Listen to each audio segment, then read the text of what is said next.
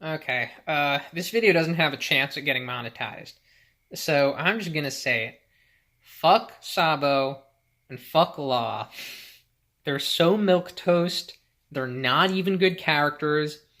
Yet, in so much One Piece media, they always take precedence over everyone but the Monster Trio in the Straw Cat crew.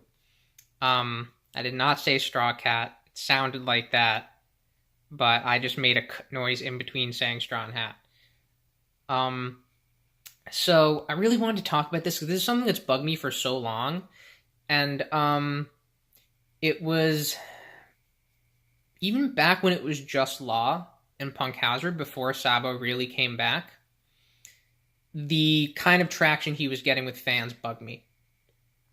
Um, it seemed like he was an obvious replacement for Ace, and that in order to do that, Oda had actually changed his personality from what it was um, during Sabaody, where he was clearly sort of like he was kind of a darkish sort of guy. He was an asshole. He would flip people the bird, and he had these sunken eyes where you could tell he was I think meant to have sort of this cruelness about him, which I suppose Kid did also, which maybe is why Oda wanted to go in a different direction with Law.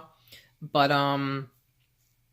just to sort of before I get into that, if I'm gonna get into it, um, I don't really know what the difference is between the Japanese fandoms and the American fandoms. I've looked at popularity polls, and it does seem like Sabo and Law are both of them are more popular in Japan than they are here.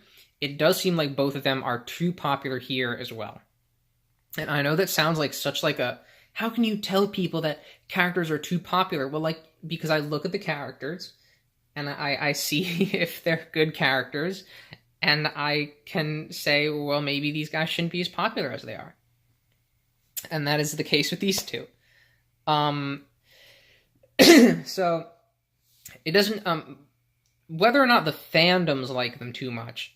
The fact that they get into these freaking video games. I mean, it was one thing to have Law be one of the first announced DLC characters for Jump Force after Sabo was already in. That was like, whatever, that's a crossover game.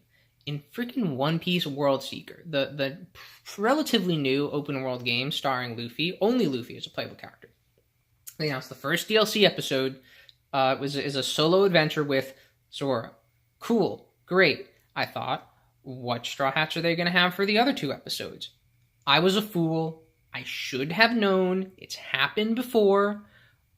There was one thing where they were teasing like some big announcement for the One Piece anime. And I was like, it's not going to be a big announcement. It's going to be some freaking Sabo special or something. And that is exactly what it was. It was like, I don't know if they had like an episode of Sabo or what they did, or maybe it was just the 3D2Y special, which might have had Sabo in it. It was some special that was very highly focused on Sabo. I don't watch the anime, so that's why I don't remember. And so if I was able to predict that, should have been able to predict it, that the World Seeker DLC is part 2, solo adventure with Sabo, part 3, solo adventure with Law. I might have switched those two around. I was so mad I didn't predict it, but like anyone can see that this is bullshit. Like I really hope that there aren't any fans who are like just fully excited about this. Like I hope even the people who are excited are like, but really it should have been a shooting adventure with Usopp, or maybe some kind of stealth mission with Robin, or maybe anything else with any of the other crew members. Frankie is really cool. He's rumored to come into Jump Force now as well. Anybody else like Law and Sabo aren't even as cool as the two worst Straw Hats, Sanji and Chopper. They're still not as good. maybe Sanji, but they're, generally I don't believe they're as good. And it's just the problem is that the Japanese One Piece media machine pushes them on fans. But I don't really know whose fault it is. We could say that it's Oda's fault for how he clearly was trying, now getting back to what I was talking about before, to position Law as being a replacement for Ace, And then once Sabo was reintroduced, all that shifted onto Sabo, but Law still had a massive role in Dressrosa, so they sort of both share that sort of aceness about them. Sabo is the one who's Luffy's brother. He's the one who got Ace's fire powers. Law is the cool guy, and he looks kind of like Ace too, actually. So that's definitely something that Oda intentionally did, which sort of relates to how Oda can't ever let deaths stick. Is how even in one of the deaths that did stick, he had to replace the guy with not one but two characters. And I suppose since I've gone 5 minutes and 30 seconds without doing it, I should explain why Law and Sabo aren't even good characters. And Sabo, I think it's pretty easy to explain. He's a nobody. He's nothing. There is nothing interesting about him. There is nothing unique about him. His design is just like Luffy's face with a scar pasted on some like faux cool, overdone dress where he just stole the freaking hat from Linda Perry from Four Non Blondes. Look it up. What's Going On music video. Look it up. He just stole her hat. It's not original, not an original hat. And that's Sabo. Okay, his flashback when he was a kid is the worst arc of the entire series. The entire series. I know Dressrosa is bad, okay? Which it is pretty bad for those of you who think it's not. And those of you who think it is good probably already stopped watching this video long ago. So, but the Sabo arc is the worst. It was so weird to have Marineford, which is pretty damn good, and then immediately after, just have like the worst part of One Piece. Just like the most melodramatic, just the worst shit in the series. So stupid, so predictable. All the nobles hate the commoners, and they're shooting them and they're beating them. That Black Clover does over and over and over again.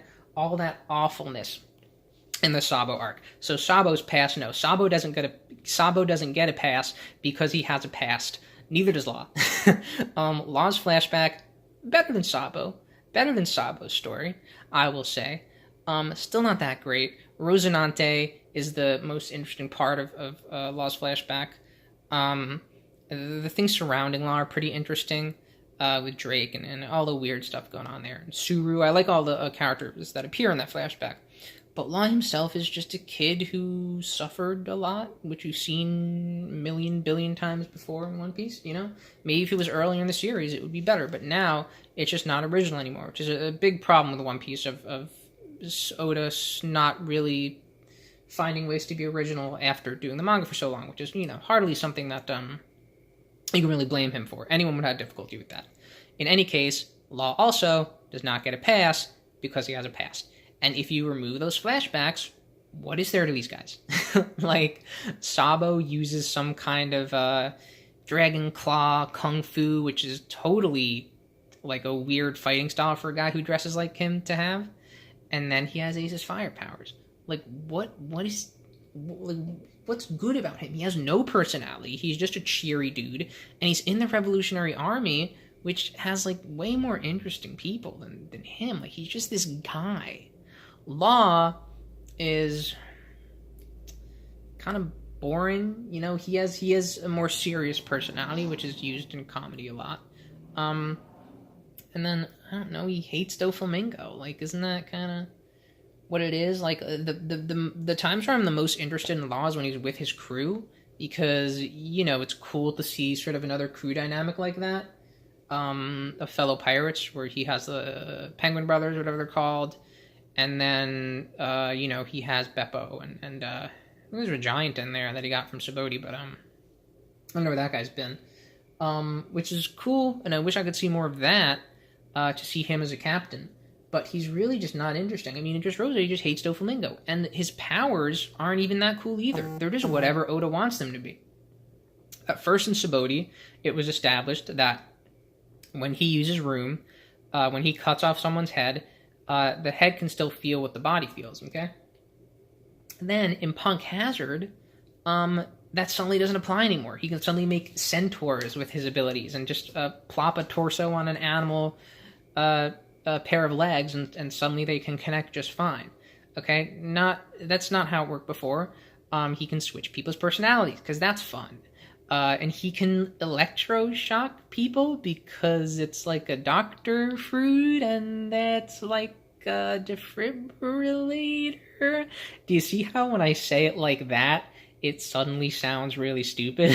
Where I imagine when you might have read it in Just Rosie, you would have been like, okay, but no, like that's what it is. And then like he's mostly just a swordsman. Aside from that, like he's just like these kind of hacks abilities, and unless supposedly there's something he can do where his fruit can make people immortal, which is like, why this one fruit? Are we gonna get an explanation for that? Why this fruit is so special? Like, I don't necessarily mind when fruits have different abilities. There was one example of that with Kuma that I was going to mention. I forget what that is. Where some people were like, it was weird that Kuma has two separate abilities, and I was like, no, it just that would, Oda never said devil fruits had to have just one. But I don't remember. But these are clearly just whatever Oda wants him to be able to do. The guy, like, I don't think ever really is gonna have any challenge, and he's gonna come back somehow. Anyway, that was a brief explanation of it. This video is too long already, as with all my videos. But I just really wanted to get that out there because it just bugs me how these guys get into every video game, they get into everything, and I'm so thankful that I don't go on One Piece fandoms. I don't check on Twitter. I would stay a million feet away from a Discord. I would never touch a One Piece Discord in my entire life because that would be awful. So I'm thankful for that, but I can tell just by the popularity polls that that I'm sure they're very popular. God, I'm so glad that I don't have to look at what One Piece shipping is like, that what One Piece memes are like, that what One Piece reactions are like, that I didn't have to see the reactions, the Twitter reactions that I was told were happening to the freaking Noodle ad, which I liked, the recent Noodle ad that showed the characters in high school. I'm so glad I didn't have to see any Twitter reactions to that. Guys, I'm getting bitter in this video. It's time to stop. Thanks for watching. If you disagree with me, then write it in the comments. If you agree with me, I guess write in the comments too. Thanks for holding it down, man. We need a better One Piece. We wish for a better One Piece every day. Past couple of chapters have been pretty good. Don't tell anyone.